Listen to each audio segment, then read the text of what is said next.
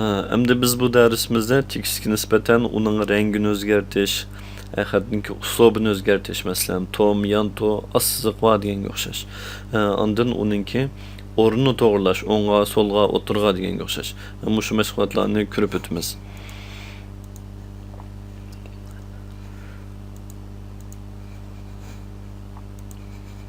Biz burun yozgan xatimizga nisbatan, ruxsat so'rash xatimizga nisbatan tahlillashib boraylik. Yani bu yerda o'rganadigan bir ishimiz xatningki rangini o'zgartirish. Masalan, bu xatimizni ko'k rangga o'zgartmoqchi bo'lsak, bu yerdan xatning rangini tanlash. Yani ko'k rang. Rangi ko'k bo'ldi. Navada yani boshqa bir xatning rangini boshqa xil o'zgartmoqchi bo'lsak, bu yerdan xalqa rangni tanlab bersak bo'ldi. Buningga o'xshash. Navada biz bu xatlarning rangini asliga qaytarmoqchi bo'lsak, bu yerni qora rangni tanlasak yoki avtomatik qilib qo'ysak, buning rangi o'zgaradi. Odatda biz ko'pincha ishlatadigan printerlar rangsiz xat bosadi, shunga qora rang bilan ishlatamiz. Navada rangli printerimiz bo'lsa yoki bu kompyuterlar ishlatadigan xatlar bo'lsa, ehtiyojimizga asosan xatlarning rangini o'zgartirib ishlasak bo'ldi. Ammo zurriyati bo'lmagan ranglarni qalaymiqan bo'yab al yashil qilib ishlasak, bizningki laylagan bitimizningki sifatiga ta'sir etadi. Shunga amal va normal xatlarni ishlatish kerak. Bu xatning rangini o'zgartirish. Endi ba'zi mazmunlarningki taglikininki xatini rangini o'zgartirishga to'g'ri keldi. Masalan, bir kunlik ruxsat degan gapning tigining rangini biz yashil qilib qo'yaylik. Mana buningga o'xshash. Bu taglik rangini o'zgartirish. Yana o'xshashli buni amaldan qoldirmoqchi bo'lsak, buningki asli rang tanlaydigan yerdan rangsiz deb qo'ysak bo'ldi. Ondan biz tekstlarningki xatlarni tom inchka qiladigan ba'zi ehtiyojlar tug'ildi. Masalan, hurmatli muallim, bu gapni biz tom qilmoqchi bo'lsak, bu bi, ya'ni bol tom degan gapni bossak, bu xat tom ko'rindi. Navada ba'zi mazmunlarni yanto qilmoqchi bo'lsak, masalan, bu ismni yanto qilib qo'yaylik, yanto bo'ldi. Ondan yana ba'zida biz alayda ba'zi mazmunlarni asıq siziq sizib qo'yadigan ehtiyojimiz bor. Masalan, bir kunlik ruxsat asıq bir siziq sizib qo'ydik. Mushu belgi orqali chiqaramiz. Ondan bu siziqninki har xil shakllarini chiqarish bo'ldi. Masalan, uzuk siziq, egri siziq, qo'sh siziq, tom siziq deganga o'xshash. Buni mushu yerdan xolgan birini tanlasak, shunikiga o'zgaradi. Yani tekstini tanlagandan keyin qo'sh siziq, egri siziq deganga o'xshash. Amaldan qoldirmoqchi bo'lsak, yana o'xshashlar yo'q degandan tanlab qo'ysak bo'ldi.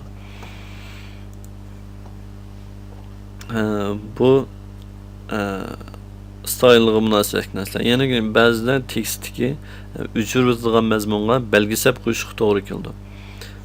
Bu vaqtda bu üstü siziqni bassak, üstüge ham siziq sizildi. Bu amaldan qoldi deganga o'xshash ma'noni bildiradi. Endi biz bu tekstimizga nisbatan to'g'irlash mashg'uloti deb boraylik.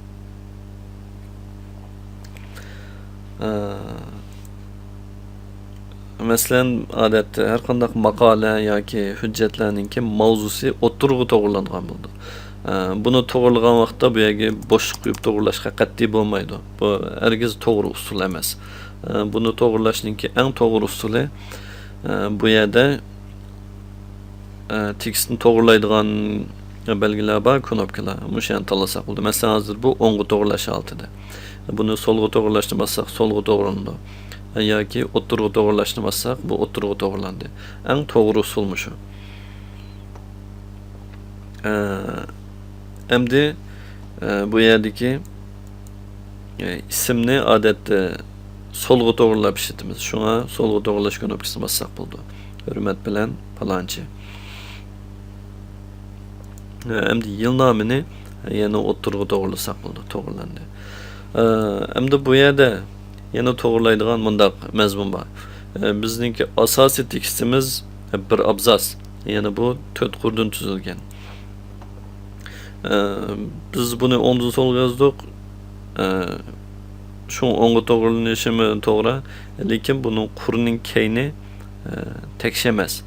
Bu yozmalarninki ko'rinish sifatiga ta'sir yetkazadi. Bo'lib bu cho'ng tipdagi maqola yoki kitob mazmunlar bo'lsa, buni bundoq chizib qo'yishga qat'iy bo'lmaydi. Bunday vaqtda buni to'g'rilaydigan yana usul bor. Yani bu yerden tekşileş. Yani bu o'ng so'lni tekşilep tizidi. Yani baş ahiri tik buldu. Endi xat az ko'p bo'lgan vaqtida bu orliq bo'sh quruq qo'yib yoki ba'zi so'zlarni suzish orqali buni to'g'rilaydi. Buni bu yerdan tanlab bergildi, suzib tangshash.